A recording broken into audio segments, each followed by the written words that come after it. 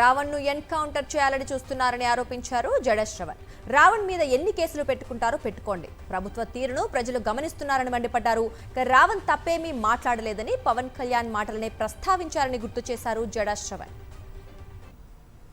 రావణ్ మీద ఎన్కౌంటర్ చేయాలని ప్రయత్నం చేశారు, భగ్నం చేశాం. రావణ్ మీద కేసులు పెడుతున్నారు, ఎదుర్కొంటున్నాం. ఇంకా ఎన్ని కేసులు పెడతారో చూస్తాం. పెట్టండి, మీ దగ్గర అధికారం ఉంది, పడుతున్నారు, కొట్టించుకుంటాం. ఒకరోజు అధికారం మారుద్ది.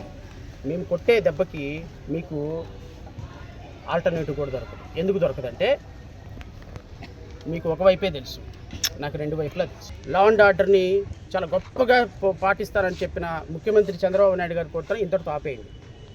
సిగ్గుపోతుంది ప్రజల్లో మీ దగ్గర, మీ మీద సిగ్గుపడుతుంది.